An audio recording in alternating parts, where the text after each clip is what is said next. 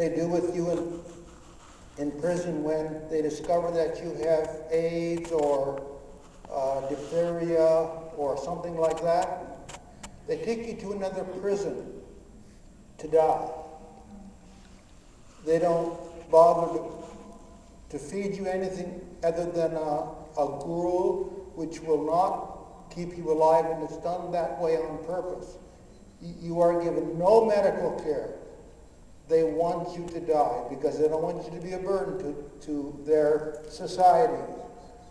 Orphans leave their orphanages at 16 years old, or leave even the Christian orphanages at 16 years old. How long do you think it takes before the average orphan arrives in prison? He leaves the orphanage at 18 years old. When do you think he lands in prison? You can talk to me, it's okay. 3 months. Pardon? 19? Yeah, 19. You know why? Because in orphanages, they're not taught anything. They're not allowed to make their own bed. They're not allowed to cook their own food. They're not allowed to own anything.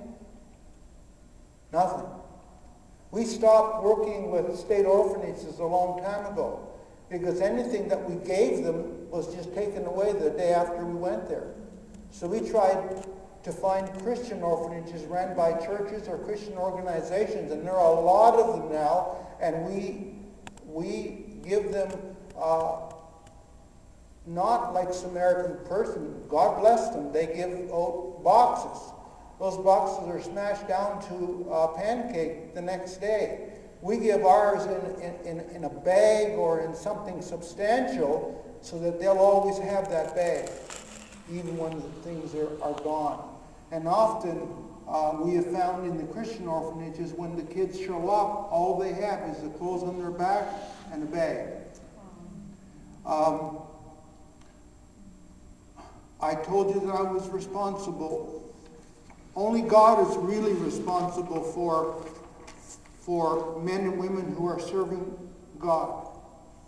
About 4 years ago, maybe 5, we started having pastors' conferences.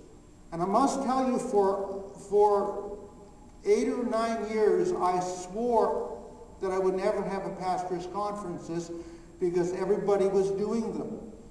But I began to realize that the pastors' conferences that were being taught by folk who taught legalism and not the gospel of salvation, not the gospel of freedom. The gospel, you know where Jesus said, you heap burdens on people worse than they can bear? Well, those are the kinds of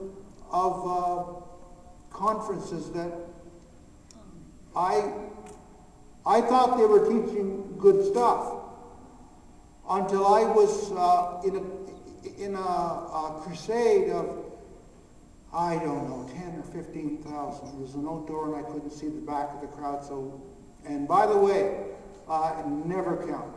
I've never counted how many got saved. I've never counted how many come to the crusades or anything. The only person that counts is Heather because she has to know how much money to bring. But that's it. And I don't even know that figure. However, in this conference, we had a wonderful conference, and I don't know, maybe from here, from there, to the sound room. That's how many people got saved. And you'd have to go all the way to both walls. Wow. And then the leader of the conference says they had been in the field back there, and he told me to pray for those who wanted to be healed or delivered or saved, whatever. And I said, there's nobody there. And I meant this big empty space. I turned back around and the space was jammed. You couldn't have put a piece of paper between them. So what would you do in that circumstance? What would you do? Would you go down? I mean, they were like crushing. It was like 19 people in a Volkswagen type thing.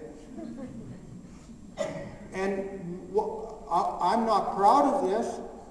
I don't think it's doctrinal, but I went back to the platform and did a running leap, like a swan dive, and I landed on top of, well, there was no chance of hitting the ground.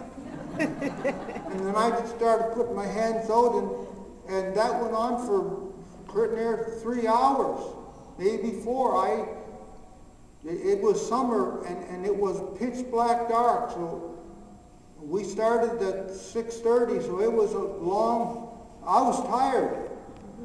And finally I could get my feet on the ground. And that continued for another couple hours. Someone came to me and said, we didn't know you had a gift of casting out demons. And I said, I don't have that gift. Well, they said, you cast out demons out of 19 people tonight. Because they've been a bother to us for years. Well, I said, why didn't you cast them out? Were you saving them up for me? And I said, I don't got a gift like that. Well, they said, I beg to differ, but you do. The next day they brought the chief demon, they brought the biggest demon person, and notwithstanding that she weighed 500 pounds, that has got nothing to do with it. You can squeeze that many demons in a little skinny person, and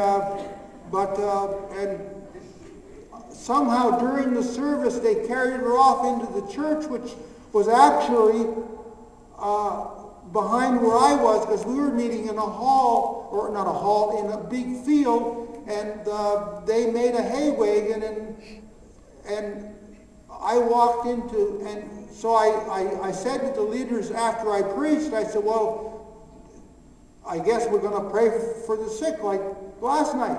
Oh no, Pastor, we'll get somebody else to do that. And I thought to myself, thank God. And I went inside, and here was this woman laying on the floor, jumping, laying down but bouncing, and not comical at all. Cursing and weeping and crying and cursing some more and vomiting. And you've never, well, maybe you have. Has anybody seen anything like that? Well, I have. And when I'm going on a trip overseas, it is not a holiday.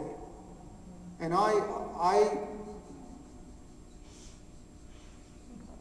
had the good sense. There was 19 ministers holding her down. And then finally, one of them said, oh, Ron is here. He can take over. I said, you just keep on holding her down. You know, and I mean, maybe you've been to a lot of wild services like that, but